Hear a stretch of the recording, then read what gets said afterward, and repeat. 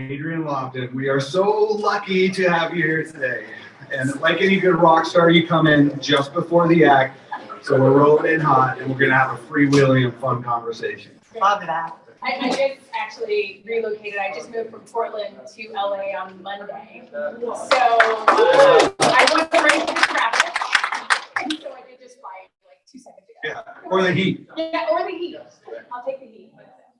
Well, Adrienne, it's so great to have you here with us all today. I know everyone's really excited. I mean, what a juggernaut of a career you've had. It's amazing. Like Levi Strauss, CMO of Under Armour, North America Director of Marketing for Nike, and now I'm moving on to the Global Vice President of Advertising Marketing for Google P&E. And I thought it'd be great for you to just share with the audience, like just a little behind the curtain, like what is your current remit? Like what are you walking into here? Of course. So when I was at leading North America, I actually didn't see myself leaving Hyde. That's one of my old teammates. Look at this.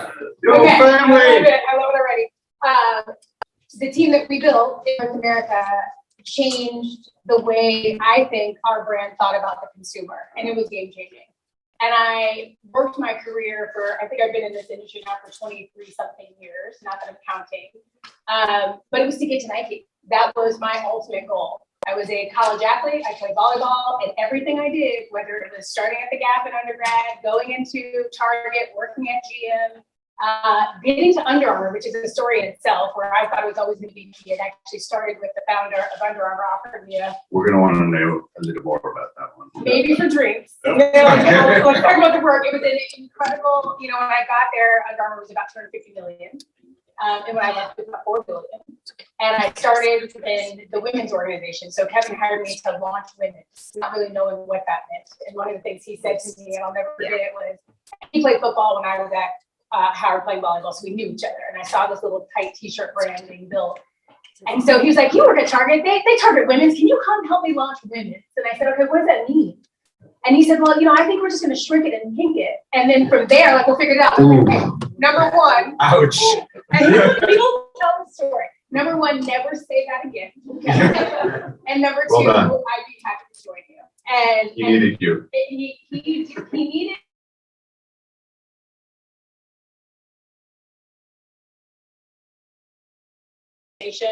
Having representation always is actually in innovation. That is the work. That is the work of the work. And they didn't have that at that time. And so being one of the only women, one of the only people of color in that room, I was able to not only build women, that we'll talk about great work that I was proud of there, but build every category inside of Under Armour. And 10 years later, I assumed, okay, so sport wasn't actually me, it was Under Armour. And it was a beautiful experience and career, hard as hell, but a wonderful experience. And then they came knocking because they were looking to reinvent their leadership team. And they needed to have a head of the biggest geography that could think differently than what they had always done. And so I probably submitted my CV to Nike no less than 300 times in some black box. Somebody should find it. Also, your work at Under Armour was lightning, and they had to be pissed. It was a good kind of piss, though, right? Yeah, the best kind of pissed. I was pissed. Yeah. And so getting to Nike in the middle of a pandemic, in the middle of racial injustice, in the middle of a company breaking to build itself back up was a game changer. And I think the impact that we had in that organization, record-breaking sales with, people not buying things, bringing more diverse voices to the stage and behind the camera. And then Google called. And it was the strangest call because I wasn't actually thinking about leaving, but what they were thinking about doing exactly what we did at Nike, which is building a consumer marketing organization from the ground up. And they needed an entrepreneur that knew how to do it with a consumer first mindset. And so platforms and ecosystems, as an example, that's my title. It took me, a month with Lorraine to understand what the hell that even means. And so, can you tell us? Yeah. So if you think about Google and it's like, scale that it has, think about search. So that's really YouTube, that's Google search. Think about the apps team, so that's one team. You think about cloud and computing, that's another team. And hardware, DSPA, Pixel, Nest, and all those products. So my team serves all of those products through operating systems. So think about Android that reaches 2.5 billion people around the world every day. Chrome OS, how we power the Nest products, how we power the Pixel, Google Play, so gaming. Fernando and I had an actual conversation, I think, in my first week, because gaming is a massive play inside of Google Play, Google TV, Google Auto, developers, education. So it's this massive organization that nobody knows. And so one of the things that Lorraine knows is critically important is to put this organization on the map. And to do that, you've got to have consumer marketing and strategy at the table to help drive amazing product and innovation. And that's why I decided to take the job. Yeah, that's an incredible remit, though. I mean, that is a wide scope of stuff to do. And, you know, I do notice, looking at your career, like you've worked with some of the most competitive organizations on planet Earth, and you kind of hold that bar high now as you stride into this Google job. And I'm just curious, like, you know, in these competitive environments, whether it's sport or tech, have you taken anything into this Google world? And are you noticing any of the same kind of things in the people, the environment, expectations, and any differences? So I'd say there's more similarities than differences. That shocked me. And it literally took me, I probably thought about this job for 8 months before I decided to say yes, because I thought it would be so different. Working with engineers, working with PhDs, working with patent holders every day. My partner on Android built Android. And so you start to think, man, these folks are smart as hell. I don't know tech. I don't know computing. What's the point? And what's amazingly similar to sport is everybody in that room is highly curious. They know what they don't know, and that's consumer marketing.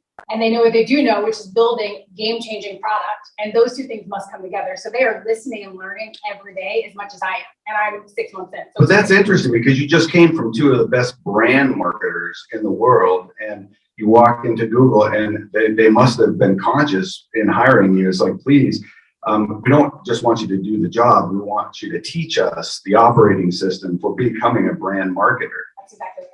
So what is that going to take? I mean, this is a vast, like I said, it's a vast problem. It's a vast challenge.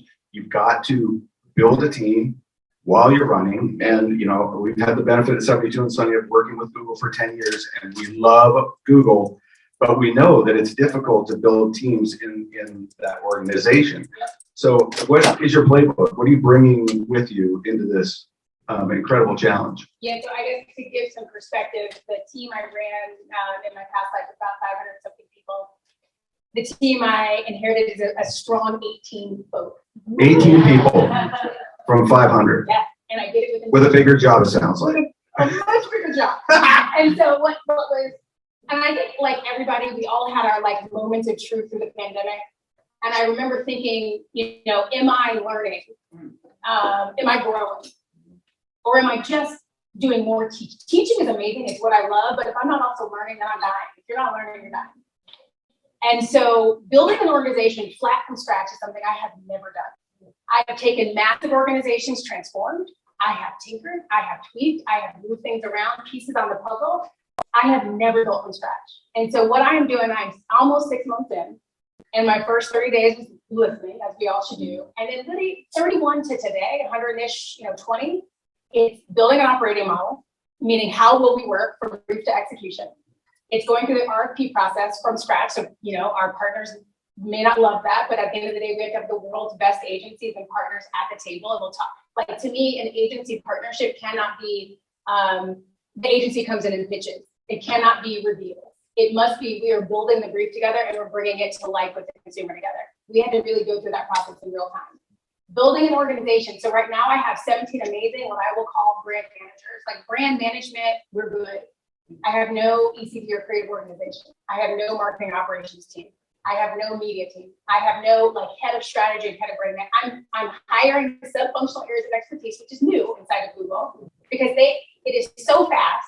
And that is the difference, by the way. The difference from sport to Google is it moves at the speed. Doesn't move. We had 18 months because we knew a shoe was coming, but we had about 18 months to figure it out. It still seemed hectic as heck. A product can come into an engineer's mind overnight. And when it's time to go to market, it's just time to go to market and there's no time to waste. So I've never moved so quickly as I moved inside of Google, and it's with entrepreneurial spirit. So what I'm trying to bring into the organization, one is sub-functional areas of expertise, scalable ways to work with agencies. Right now, each of my teams across all those brands I mentioned work differently. Repeatable scale sounds boring. My first hire is a head of marketing operations. I'm like, really? Yes. Because if we aren't on time and on budget, the work will not be good and the creativity will not be unlocked. And so helping our organization see the fundamentals of marketing, and they, some of the other boards, YouTube does it well, DSP does it well. P&E has never done it before. Right. And so bringing in an operating model, an organizational structure, and then how we want to partner with agencies has been the last 100 days. So, I mean, I want to drill down on that for a second, because your operating model is quite provocative. If you think about the historic relationship between clients, agencies, even specialties. It just so happens that we have a thing called Constellation, which has every service and marketing stack, which I know you know, and now everyone else does. Thank you very much for my moment. But how you intend to deploy those services within your teams is what I think is unique and novel. Yeah. Your philosophy about that being like you're on the team and you're in the work. It's not passing briefs back and forth and work back and forth. And, how are you going to model that with all of these agency partners, external, internal partners, and your hires? It's a sophisticated challenge. How are you going to do it? I'll tell you, it's sophisticated, and thanks for saying that, but there's a lot of skepticism that will it or won't it work? Mm-hmm. Ryan and I have talked a lot about this. So one of my first calls was Stagwell, because and this is not a pitch, but what is nice about what most would call a holding company is if you have a good relationship, and I think Fernando said this, like it's all about the relationship. And if you can peel away the P&L and really think about who are the best makers, who are the best media planners, how are we thinking about earn, own, paid, who can be at the table with us as we're building, because it allows us to do two things. One, you have the best makers in the world across agency at the table. And two, it's teaching my team. It's helping them understand what ideas actually come from, how we're thinking about the art and science, how we're using the data. To do it though, my rule in the room is always 0 bake-offs, like 0 competition. We love that. Yeah, but never every agency does it, and every internal agency does it. Sometimes you want the single body of work to shine. And so when I think about the way that I lead my team internally, it's about team first. It is never about I. And that's the exact same way we want to lead in partner with agencies. And so far, so good. Yeah, it really is provocative. And I know that the proof has got to be in the pudding, and you're in the messy work right now, figuring it out. But we'd love to be in it with you. We do love being in it with you. And what I like most about it is, I think what's really important in our industry is that we see one another in the mix when we're doing the work as individuals, not entities. That's right. We're specialists, but we're not silos. And what you're doing and building, I think, runs right up against that. And I'm really excited to see how it works, because I feel like if we can all leave the egos of our entities aside and really focus on the problem at hand, that's when we'll get these spectacular results. I think that's right. And it's actually what Lorraine, our CMO, who's brilliant, is looking to redefine. And until a team does it, we don't understand it will actually work. And I think anybody in here, and I've got a lot of agencies that work with Google, almost everyone has at least once. Your experience was either amazing or really hard. And so at the end of the day, the really hard is because we're so entrepreneurial on the inside. We want to be too hands-on in the moments where we actually need to partner and team. And so if I can actually show our leadership, this is what a rock star cross-agency team looks like, that is an extension of mine. Right now I have 17 people, but we're working like I have 117 people on my team because of the agency partnerships and the collaboration. That is, to me, the new model, and it's more of what we have to do, but we have to do that. Yeah. Well, I'm also really curious about just the kind of products that you're going to be working on. And I know that we can't talk specifically about the products that are going to be launching, but what impressed me most is the scale of their impact and culture. And throughout your career, you've had these huge high impact moments. And you actually, I think like Fernando, in some cases, you didn't have like huge support for those moments. And so, can you talk a little bit about the scale of the things that you're looking at and the impact that they have on our lives daily, and where your passion is pulling you in terms of like wanting to leverage that for brand impact and brand awareness and real meaning? Yeah, no, it's an interesting thing because the products that I lead are number one from a market share around the world, period. But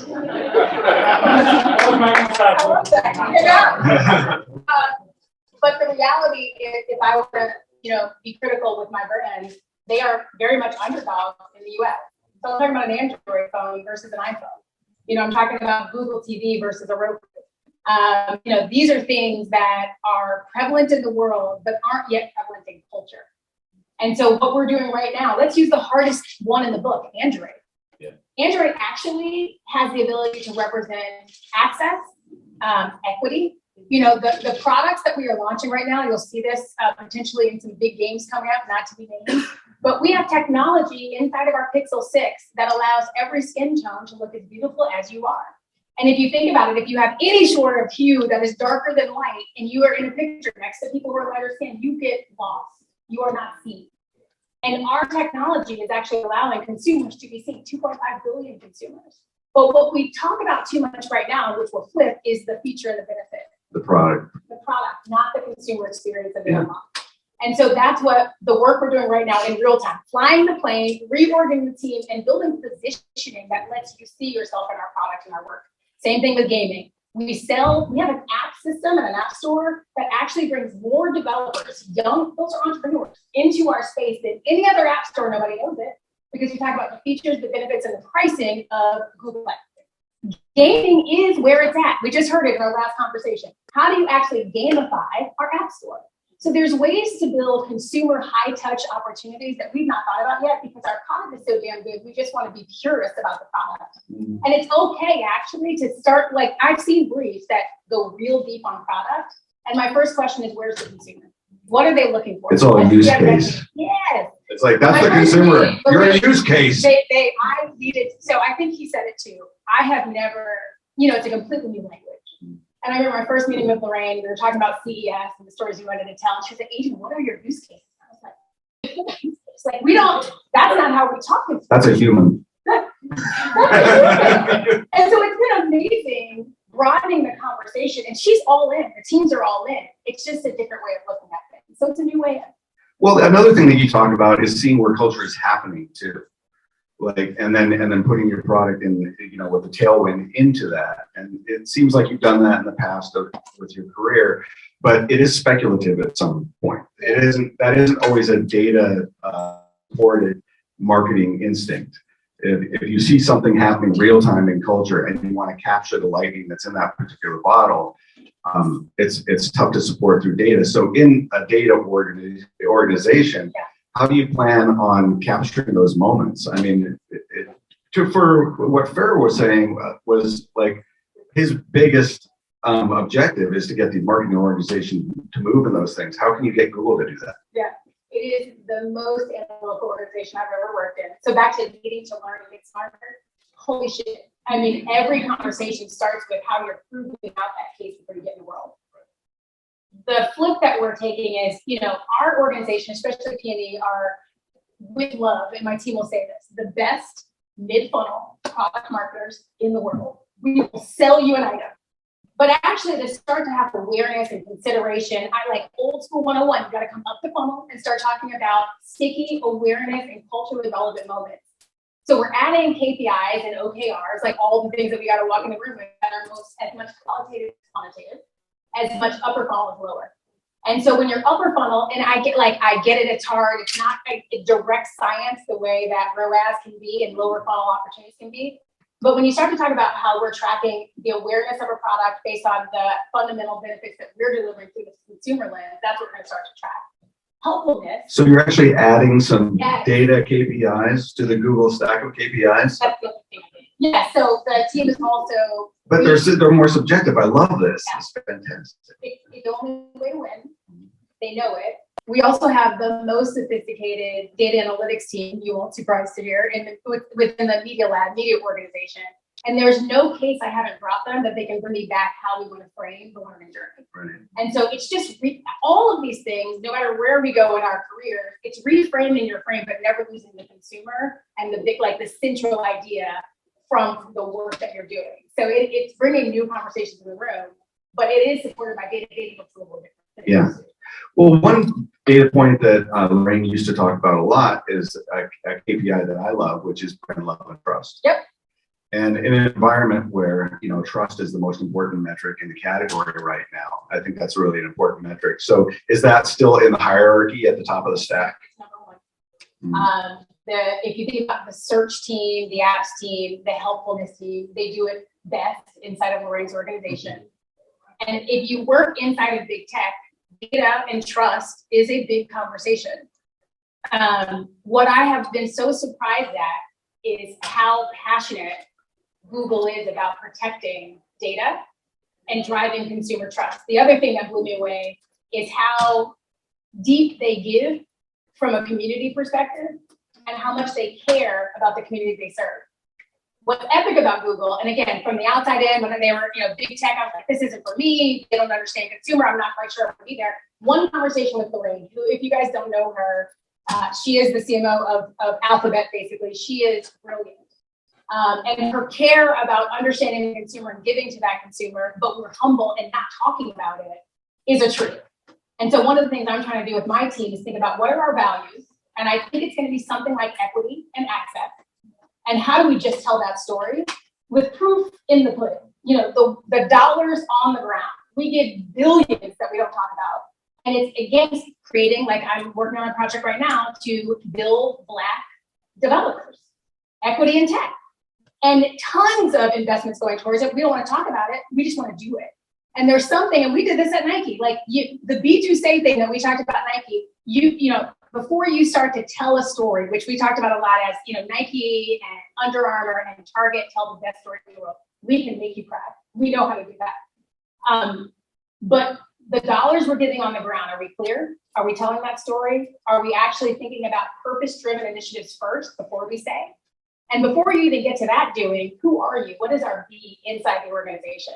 Okay, this is the B2Say, which is a massive unlock. So for those of you who don't know about this, I want to really honor this simple language and let you break it down for everybody, because I think it is the playbook for any brand. Yeah. And it's so simple. So please. This happened through George Floyd and through a different level of awareness and awakening of the kinds of conversations that must happen inside of corporations. Peter was with me during these moments, and Nike is one. First of all, it's a brilliant place to be and work, and they believe deeply in the consumer. But we were known for telling stories, again, that make you cry, laugh, scream, run through a wall, and we're epic at it. But the B and the do. So the B, who are you as an organization? What do you represent? Are you representing the consumer you serve? What are you saying at the table? How are you driving new conversations? Fernando said this, how are you making people uncomfortable with truth in order to push us to edges that we know we need to be? So are we actually representing who we want to see in the mirror in the organization? That was the B. And we have a lot of hard conversations. In North America, we absolutely delivered. But we had to really look at ourselves in the mirror, look at the representation, look at the education, look at the retention, and make sure we could really say that. And then the do. Nike is a really great example, so is Google. Consumers love our products. And when they're spending disproportionate amounts of money on those products, you need to make sure you're giving back to those consumers as they deserve. Their dollar, every dollar is important, but how they feel about your brand and what you can do to unlock their best is more than just a 60-second something. It's about what you're doing on the ground. So we introduced purpose-driven projects. We introduced how we're actually driving young entrepreneurs and ventures that we can give money to. We drove the WNBA, not the NBA, because she needs to be heard. That is how you change the conversation. And this consumer, Gen Z, millennial, expects it. That's what they live by. That's how they choose their brands. So then over time, we were starting to be and do. And then at that point, you can tell them any story you want because you can back it up. And today, I think there are two companies and brands, and I choose the brands I go to based on what they are delivering to consumers before the money they're making or the money they want to pay, because that's the most important thing. So if you have those three things, and if you don't, be honest and figure out how you lean and make it better. Don't just start to say. Yeah, don't just say. That's amazing. And another really great insight that I gleaned from you around the do part is don't just do you. Yeah. Do your consumer. That's what right. are they doing? Pile in behind that. Can you talk a little bit about how you did that? Because that takes a lot of outreach and a lot of bridge building. And I don't know if that was new for you or for Nike at the time, but it's so powerful because you show up in such an authentic how that came about. No, I would say it's always been there. So the geos inside of the organization are closest to the consumer and they know them best. And so it really is just bringing in the insights that are standing and looking us dead in the eye and deploying them and activating against that. Google's a little bit different because we have very broad reaching targets. It's your 25 to 65. Like, what do I do with that? Yeah. And so how you think about data beyond font is what we're working on right now. So constant conversation with the consumer, understanding what they're looking for, feeding, and this is going to be a new bridge between what we call the brand team inside of Google and the product team. The bridge between product and brand isn't always linear, right? So how do we actually help to inform them with the right insights on the consumer as they're building the product so that circle that we want to have starts to happen? Right. Sometimes inside of tech, it could be product hand. It's almost like, here's the product. It's really great. Comes out of the box. No. How do we build that product together? And our product leaders, and I got lucky inside of our organization, are dying for the cultural and consumer truths that help them even better that journey for the product. That's fantastic. I mean, I'm just so inspired because everything you're saying here is a playbook. And to watch it unfold in real time in one of the largest companies in the world, in a place where it's necessary because marketing at a brand at a very high level, at your level, has not really existed as structured as this. Right. It's just really inspiring to see that happen. So I want to talk a little bit about your views on creativity. Yeah. Like, obviously you've done some maddeningly good work. The stuff that you did at Under Armour with the dancers, just like, I was mad for a long time. Yeah. So, but what is your recipe for getting the best creative work out of people and then in the market? Yeah, I'll answer that question. But I think one of the things that I said, John, that I made you was ask you some questions because you did found an agency. And so when you think about that, people with 72andSunny, what is creativity? Maybe first share with the group what you think, because I think it's like extremely important based on your experience, and I'll do this. He was like, let's don't do that. Don't flip the questions around. Yeah. Gotcha. Okay, so, well, I do have an opinion about that. And it starts with creativity is never an output, it's an input. And it really starts in your heart. Like, what is your, you have to be able to see a problem and appreciate as raw creative opportunity every time. And that teaches you two things. First of all, it teaches you anything is possible, which is the birth of optimism in the 72andSunny culture. It's like, there are no problems. These are opportunities to deconstruct, reassemble, and create amazing opportunities that had not existed before. And the other thing that we do as creatives is we connect, disconnect, and reconnect things. So we see connections sometimes other people don't see. So that's why I always say, creativity is not a thing, it's a way.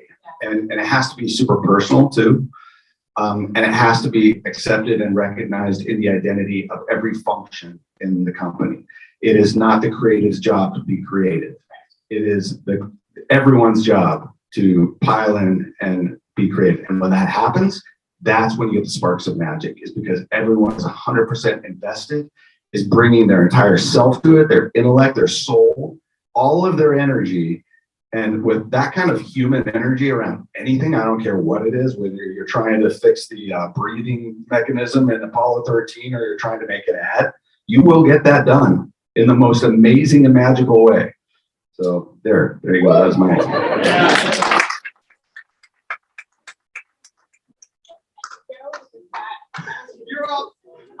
You can ask another question. I was going to say something very similar. One of the things I said earlier is my first hire is a head of marketing operations, which it sounds like the least creative thing in the room. My last head of creative operations was a brand manager and a creative who could see new ways of working, who could break walls down in order to build different kinds of communication. In the best communication comes the best creative. And so creativity is everywhere. And it must sit across my organization. And the truth of do you really have it is if everybody feels safe enough around this table to talk about it. A project manager should be able to, if they understand the brief and the consumer, come to the table with an idea, and a creative, dare I say an ECD, should nod their head or give them the right feedback on why not, but be in the room and in the moment. And so, in my opinion, whether it's Under Armour and her name is Misty Copeland, Thank you. if it's a ballerina to represent women's in a football brand, or if it's Michael Phelps to break the Olympics, or if it's what we did at Target, bringing in high fashion designers into a big mass retail door in order to make a suburban woman feel urban, or everything we did at Nike, creativity came from around the room because we were all equally passionate about the idea to solve. And the consumer, the best ones are when the consumer doesn't even know they need it. And this is the team or the brand or the business that can bring it to them. And then how you bring it to them, that unlock, that gift, if you're all equally passionate, creativity comes from every piece of the areas of marketing that build that journey for the consumer. It is the best part. I love that. I love that. Are we close here? Yeah. Can we take a few questions? We're kind of right on time, but yeah. 2 questions. Okay, please, 2 audience questions. I'm going to I was going to say that's the most powerful statement we can end on, quite honestly. Does somebody have a question? There we go. Okay, you saw that. As someone who's also in consumer tech, but coming from the brand world, obviously you mentioned your aspiration of getting closer to product, influencing product, coming from a place that was branded like 90% that's product led. Any thoughts on what's working for that, or any of your aspirations or plans to do that? Because I feel like the tension I have felt that we're trying to take on is you work with product managers and they have that automatic tension, like, oh, here come the brand people. Here comes the yoga battle, right? So how do you take that on, and how are you influencing, and what are you influencing specifically? Is it value props? Is it GTMs? Is it giving them insights to build? Because I think that's a big hurdle to jump for brands. So I would love your insight. Where are you? I'm curious. Instagram. We talk about you guys a lot. So again, I think my product partners may be unique, and I think I maybe got lucky. Because before I came in, when I was deciding, do I really want to do this? There was a woman who I love at YouTube. She will remain nameless, and she was like, Adrienne, I know you. I've known you for years. You're a brand person. You know, brand at Nike, you're in the brief meeting product. Like, you are long range planning for what the innovation will be with your design team, with your product team. You are a equal part partner at that table. And like, how many times are you in a room? What did brand say? What does brand think? Like, brand is the center. People tell you it's a product company. Kevin Plank used to be like, Under Armour's a product company. Under Armour's a brand company. And I'm biased, but it's true. They told me I'm going to be a function. And I was like, what do you mean? They're like, Adrienne, if you come to Google, marketing is a function. Engine product are the center. You are a function. And I was like, I don't understand what that means, so let me come in and change that. And so, but I knew, eyes wide open, it's not going to be easy. Now, I'm in a world where the product leaders, again, guy who invented Android, deeply curious, and they know we have a gap when it comes to culture. So they're asking me as many questions as I'm asking them as we're learning. As we were going into CES and thinking about long-range planning for Android and kind of the family of products, there's a roadmap already built. But as we started to share consumer insights and how we wanted to bring the story to life, it actually piqued some of our product partners and product marketing, because there's product marketing, you know this, there's brand, and I'm saying, like, our name probably won't be brand, because I think brand is very nebulous, because that's that thing you can't measure, that people think it's cute and sweet. We will probably be something like integrated marketing or consumer marketing, because we are touching a consumer with full funnel storytelling. But the idea that we were able to influence product marketing and product based on a consumer truth is already happening. It's also, like, I think there's something interesting at Google that we've not done yet, and I've not pushed this yet, but I think the humans behind the gate, Google is so freaking big, and tech feels so scary. The product makers are genius and human, and pretty freaking awesome, and deeply passionate about product for the consumer. It's all they think about. They are obsessed, as I am, consumer and branded marketing. I want to bring them to the public more. Yeah. We did like a Twitter space test. I had no deal with Twitter. It broke because too many people showed up. But I had 2 product leaders, one from Android, one from Chrome, and we talked about Real Tone. We talked about Better Together, and they just talked about why they built what they built. And when you think about the future of technology, it has to feel like it's tangible, relatable, and in your hands. And that's just making it. That's right. That's beautiful. So far, so good. 6 months. But I think if each of us in our different worlds begin to show the value, it's not just this fluffy thing. It's driving a consumer truth that ultimately will drive product and product life cycles. I think it changes. But I'm naively optimistic, and I always have been. And that's okay, and that's okay.